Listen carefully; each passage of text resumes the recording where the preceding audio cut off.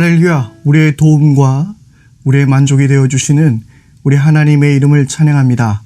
안녕하세요, 제주경 목사입니다. 오늘도 새벽 시편 묵상 가운데 함께 하신 여러분 모두를 환영하고 또한 좋으신 하나님의 은총과 평강이 여러분들의 모든 삶 가운데 가득할 수 있게 되기를 바랍니다. 우리는 삶의 어려운 순간을 만나게 될 때 어떤 일들을 하려고 하는데 그 일이 잘 풀려지지 않고 자꾸만 어려움이 더해져만 갈 때 우리가 해야 할 것은 무엇일까요? 그때 우리는 우리의 신세를 한탄하기도 하고요. 또 누군가를 탓해 보기도 합니다. 그런데 정말 우리는 그럴 때 무엇을 해야 하는 것일까요? 오늘 우리는 말씀을 통하여서 우리의 고난과 어려움이 삶에 닥쳤을 때에 그리고 큰 어려움 가운데 우리가 신음할 때에 우리가 붙잡아야 될 것이 무엇인지 말씀해 주고 있습니다. 그러면 오늘 우리에게 주신 하나님 말씀을 우리 함께 보도록 하겠습니다. 시편 60편 1절에서 5절까지의 말씀입니다. 말씀 함께 보겠습니다.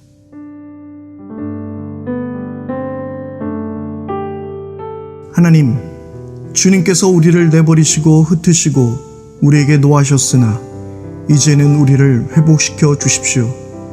주님께서 땅을 흔드시고 갈라지게 하셨으니 이제는 그 갈라지고 깨어진 틈을 메워 주시어서 땅이 요동치 않게 해 주십시오.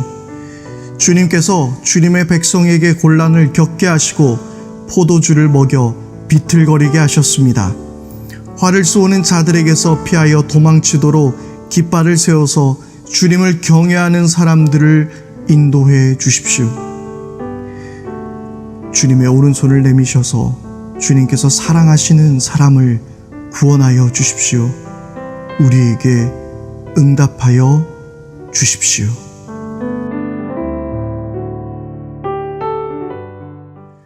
시편 60편의 말씀은 제목이 이러합니다. 다윗이 아람 나하라임과 아람 소바와 싸울 때에 요압이 들어와서 소금 골짜기에서 에돔군 12,000명을 죽였다. 그때에 다윗이 지은 시, 그렇게 제목이 되어 있습니다. 그러면 이 시의 그 배경은 어디에 있는 말씀이었을까요? 바로 사무엘하 8장 13절, 14절 말씀을 그 배경으로 하고 있는데요. 소금 골짜기에서 18,000명의 에돔군을 죽였다라고 그렇게 성경은 기록하고 있습니다. 사람 수에 있어서 좀 차이가 나고 있지만 우리가 이 성경에서 이 사람 수에 대해서 나올 때는 어떤 이건 역사적인 그 정확한 숫자를 우리에게 말하려고 하는 것보다 그 많은 사람을 죽이고 승리했다라는 것을 우리는 초점을 두어야 합니다.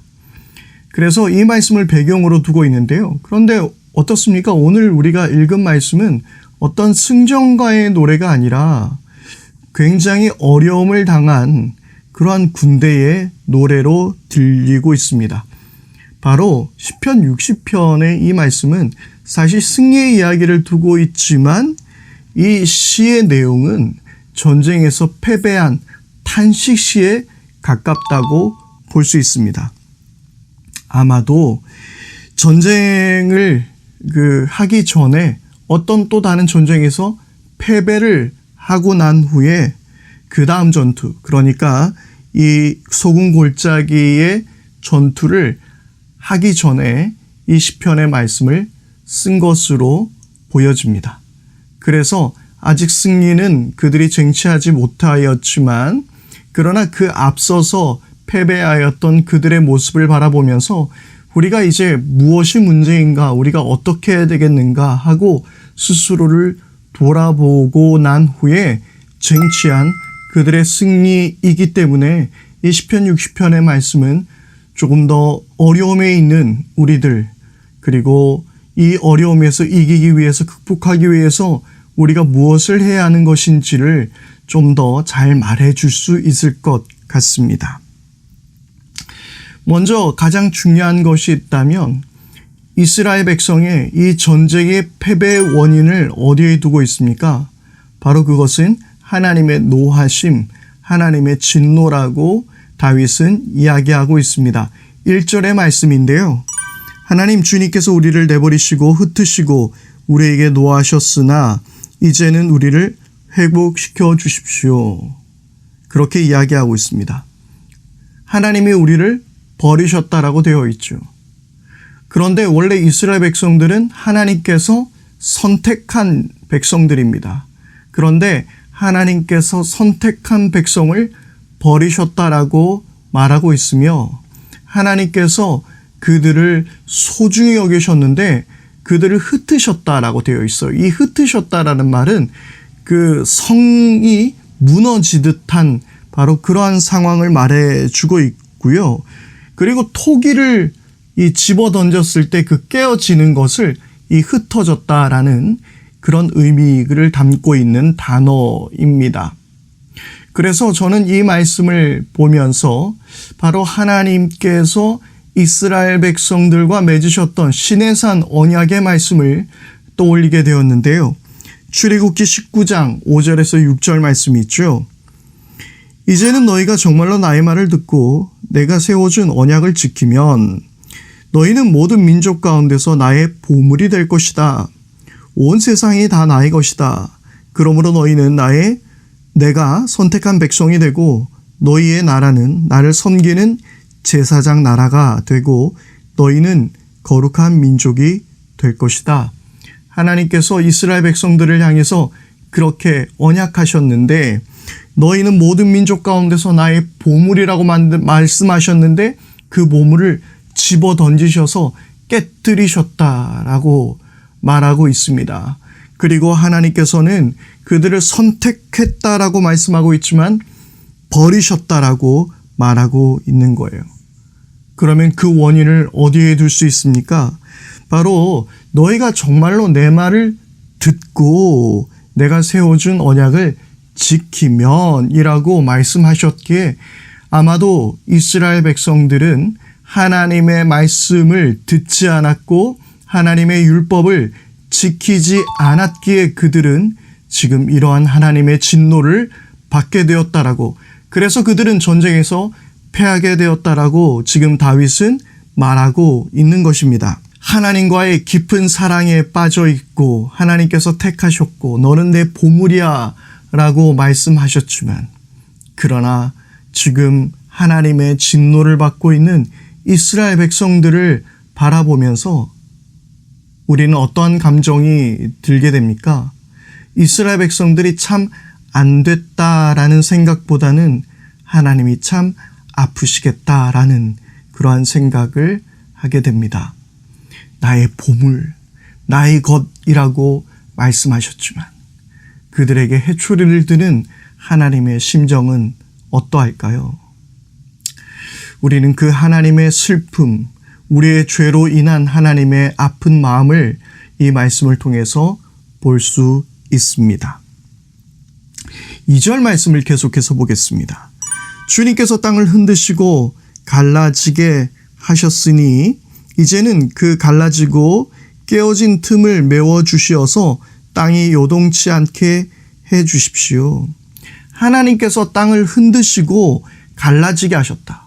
그러니까 하나님께서 전쟁에서 패하게 하셨으니까 이제 회복시키실 분, 그 갈라진 틈을 메워주시는 분도 하나님이 되어주셔야 한다라고 말하고 있는 것입니다. 우리의 어떤 힘으로 그 땅을 메우는 것이 아니라 하나님이 갈라놓으셨잖아요. 그러면 이것을 메우실 분도 하나님밖에 없습니다. 하나님의 그 주권, 하나님의 그 사랑을 기대어 다윗은 말하고 있는 것입니다. 땅이 흔들고 갈라지겠다라는 것은 아마 지진을 이야기할 것 같습니다.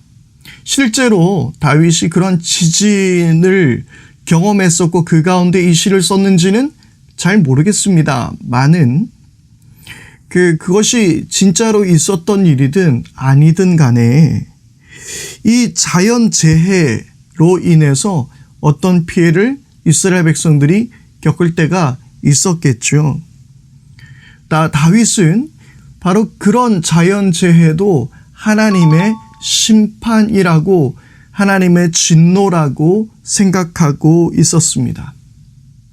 그럼 과연 우리들에게 물어볼 수 있을 것 같아요. 이 세상의 모든 자연재해가 하나님의 심판입니까? 하나님의 진노인가요?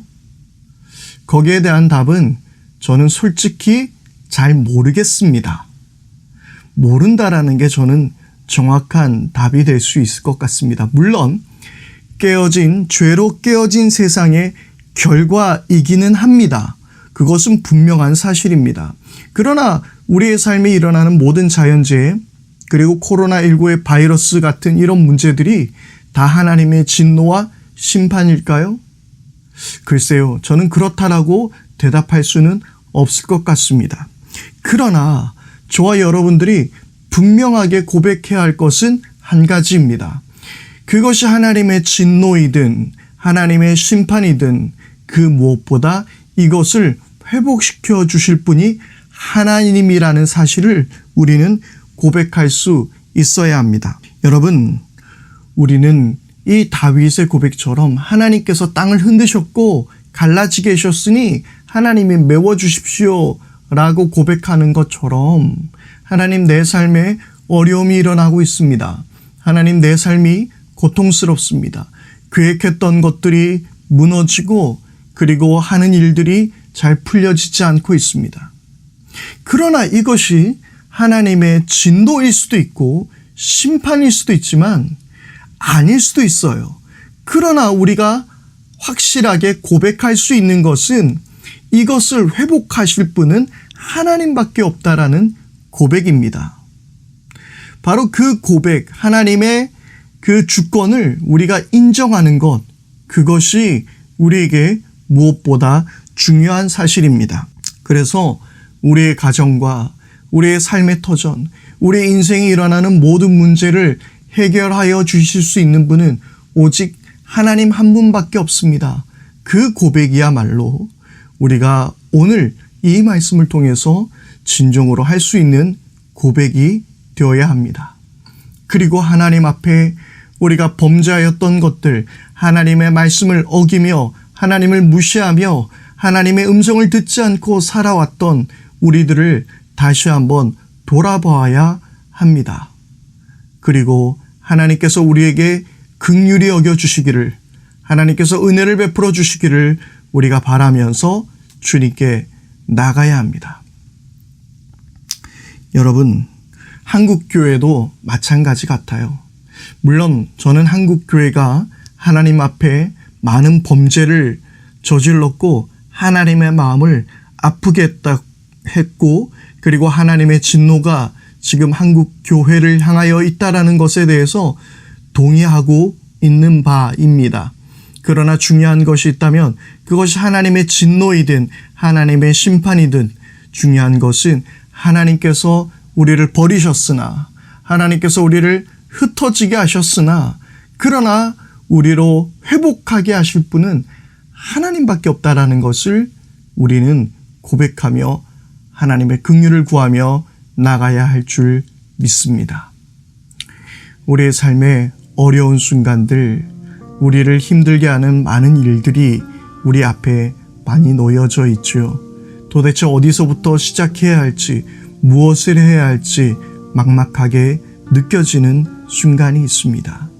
그러나 하나님의 긍휼을 구하십시다. 하나님께서 회복시켜 주실 것을 믿음으로 고백하며 나가십시다.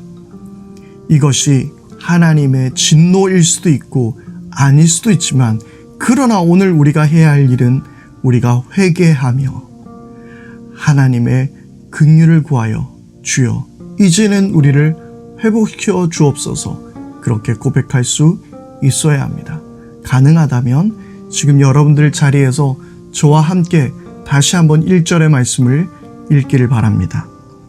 하나님, 주님께서 우리를 내버리시고 흩으시고 우리에게 노하셨으나 이제는 우리를 회복시켜 주십시오. 함께 기도하겠습니다. 하나님 아버지, 우리들의 삶에 패배하는 순간들이 있습니다. 정말 거침없이 우리의 삶을 삼키려 하는 문제들이 있습니다. 어떻게 시작해야 될지, 어떻게 회복해야 할지 막막한 순간이 있습니다. 그러나 주님, 이 모든 순간이 그 크기가 어떠하든 간에 이 문제를 해결하여 주실 수 있는 분은 오직 하나님밖에 없음을 이 시간 우리가 진심으로 고백하오니 주여 우리로 회복하게 하여 주옵소서. 우리 주 예수 그리스도 이름으로 기도드립니다. 아멘. 이제 우리 합심하여 함께 기도하겠습니다. 먼저 첫 번째로 함께 기도할 것은 하나님, 우리를 긍휼히 여겨 주십시오. 하나님, 우리의 삶을 책임져 주시고 회복시켜 주십시오. 내 모든 삶을 회복시켜 주실 것은 나의 어떤 열심이나 내 어떤 노력보다 하나님의 은혜이어야만 합니다. 하나님께서만 나를 일으키실 수 있습니다. 하나님 도와주옵소서. 우리 그렇게 함께 기도하기를 바랍니다. 그리고 두 번째로 기도할 때에 이 어려운 시기를 우리가 함께 살아가면서 우리가 할 수 있는 것은 바로 하나님께서 우리를 구원해 주실 것이라는 믿음과 더불어 우리가 회개하는 것입니다. 주님, 내가 주님의 음성을 멀리하였던 것을 용서하여 주십시오. 아버지 하나님의 말씀을 순종하지 않았던 우리들을 용서하여 주십시오. 거룩하고 경건치 못했던 우리들의 삶을 주님 용서하여 주십시오. 주님 우리를 회복시켜 주옵소서. 그렇게 기도하기를 바랍니다. 그리고 우리 세 번째로 함께 기도할 때에 나라와 민족을 위해서 기도해 주시기를 바랍니다. 이 나라의 대통령과 위정자들을, 정치 지도자들을 위해서 기도해 주시기를 바랍니다. 최근 또 여러 가지 이슈들이 이 사회를 혼란케 하고 있습니다. 이 모든 문제들 가운데서 하나님의 정의와 공의가 드러날 수 있도록 위해서 기도해 주시기를 바랍니다. 그리고 이 코로나19의 위기를 우리가 함께 극복해 나갈 수 있기를 위해서 기도해 주십시오. 오늘 하루도 하나님께서 주시는 은혜 가운데 승리하는 복된 날 될 수 있기를 바랍니다. 오늘도 새벽 시편 묵상의 이 시간 함께 하신 여러분 모두에게 다시 한번 머리 숙여 감사를 드립니다.